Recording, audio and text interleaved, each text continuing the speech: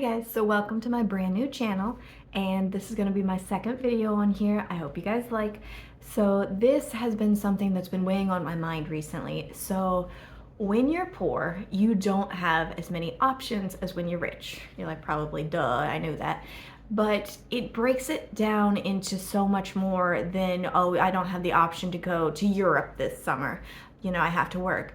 Because when you're poor and say the bus is late, you don't have an option to take an Uber. You don't have an option to drive yourself. You don't have an option to call a friend and say, hey, can you drive me? Because your friends are going to be at work where you are trying to go. So just when you're poor, you lose so many options.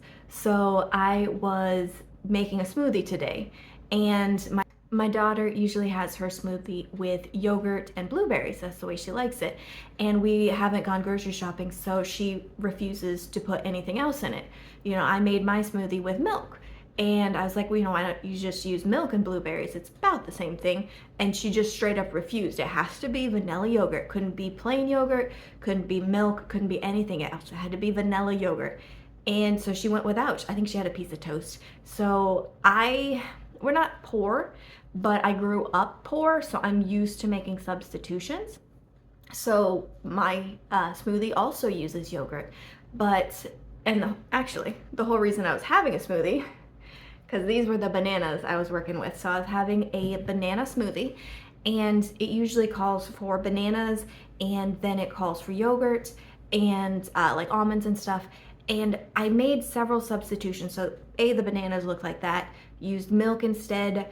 I have almonds, but I have this pack of mixed nuts that they were ridiculously expensive, but that's a separate thing. But they're so salty. So I ended up throwing a handful of those in just to get them used up, and then the rest of them with almonds. And so the smoothie wasn't, quite as good as it normally is, but it was food. It was something for breakfast. It filled my stomach. So, I made substitutions, and she refused to.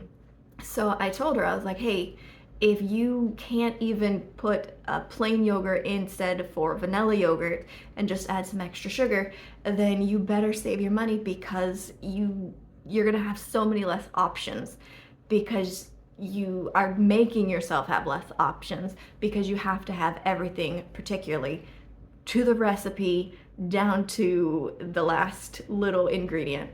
So that was something that was bugging me. So going with the bananas, why I was even having a banana smoothie was another option. So my family likes to go through different vegetables that they'll eat. So some weeks it'll be bananas. They can't get enough bananas. And then other weeks, oh no, we don't like bananas. We have to have apples this week. So they'll go through apples for a month. And then they'll change it up. Oh, actually, we don't eat apples anymore. We only eat oranges. And so I don't know when they're gonna have those different taste preferences. So I'll buy bananas, and they go bad so quickly that I felt bad just wasting these bananas. So I went ahead and made a banana smoothie. I have a few more left, so I'll probably make like banana bread, or maybe even freeze them. That's a really great option. But just giving myself options and not wasting the food that we've already bought, we've already paid for, we've already worked for. Another thing that I was thinking about is also when you're poor, you also will take some risk that a normal person that has more options wouldn't take. So when I was driving home from my daughter's award ceremony today at her school, I noticed that some parents were running around frantic, and I was like, what's going on? And so there was a house fire, and we were able to put it out. The guy was fine. But, if you're poor, that could be devastating. That could, put you under. That could put you bankrupt, because you're worrying about your house. You might not have insurance to clean up the mess with the smoke. And, even though the structure wasn't destroyed, that's going to be thousands of dollars of damage. So if you're poor, you might go with a cheap insurance company. You also might get rid of your insurance, because it's a bill, when it comes to eating or paying your house insurance, you're probably gonna buy the food. Like, I know with a cousin of mine, they were starting a business, and so the money was a little bit tight, so they let their insurance on their house lapse, And unfortunately, it was wintertime and they had a fire and it destroyed their house. So, you make decisions that are much more risky when you're forced to. So if you have options and if you save money and just have an emergency fund, like that's the biggest one, is just have an emergency fund of something. So you lose your job, you miss a day of work, you have a flat tire, you have so many more options. All right, guys, have a great day. Don't burn down your house.